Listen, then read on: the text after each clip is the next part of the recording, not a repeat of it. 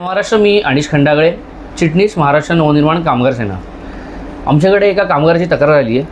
तुम्ही म्हणता ना की या भैया लोकांना आम्ही मनसेवाले मारतो, त्याच्या पाठीमागे पण कारण असतं। असाच एक प्रकार तुम्हाला दाखवतो। एक कामगार आहे, त्याचा जो सुपरवायझर आहे त्याचं नाव आहे तुलसी पांडे। नोव्हेंबर महिन्याचा पगार त्याचा दिलेला नाही आहे आणि तो कामगार त्याच्याकडे वारंवार पैशाची मागणी करतोय, तर हा त्याला शिव्या घालणार। हा तुलसी पांडे त्या कामगाराला काय म्हणतो, तेरी माँ की लेनी है मुझे मादरचोद, वैसे भी तुम लोगों के माँ को भैया लोग ही पाल रहे हैं। हा भडवा, याला मी गेले 2 तासापासून मी याला कॉल करतोय। हा भडवा माझा फोन उचलत नाही आहे, माझा फोन नंबर सुद्धा ब्लॉक करून ठेवलेला आहे। हा आता सध्या लोअर परेलच्या वर्कशॉपमध्ये काम करतोय। त्या भडव्याचा फोटो मी तुम्हाला दाखवतो। हा आमच्या मराठी कामगारांना बोलणार का, तुम लोग को भैया लोग पाल रहे, तुम्हारी माँ को भैया लोग पाल रहे। हा फोटो बघा। हा भडवा जिथे कुठे दिसला की माझ्याशी संपर्क साधण्याचा प्रयत्न करा। माझा नंबर डिस्क्रिप्शन बॉक्समध्ये देतोय, आमच्याशी संपर्क साधा। याला मनसे स्टाईलने जो प्रसाद द्यायचा आहे तो आम्ही नक्की देऊ। धन्यवाद। जय हिंद, जय महाराष्ट्र।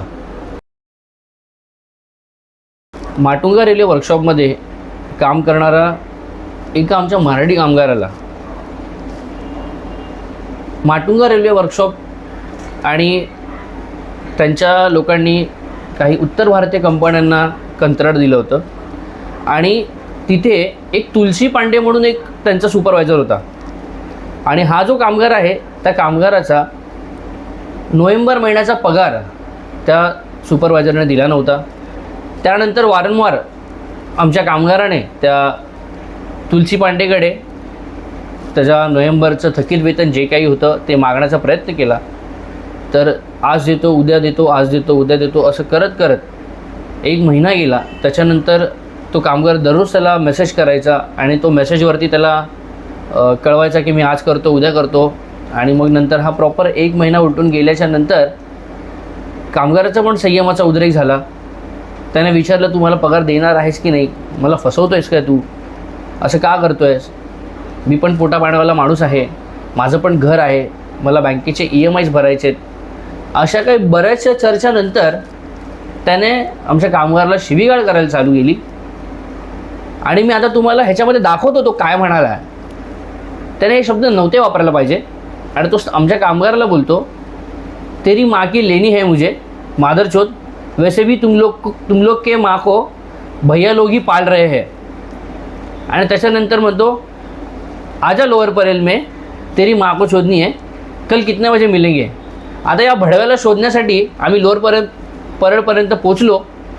तो ज्या ठिकाणी राहतो महालक्ष्मीला त्या ठिकाणी पण पोचलो आणि आमची संपूर्ण टीम त्याला शोधण्याचा प्रयत्न केला। जो कामगार होता त्याच्या माध्यमातून आम्ही त्याला मेसेज करण्याचा प्रयत्न केला की हम लोग यहाँ पर खडे, येतो म्हणाला, पण त्याने पळ काढला।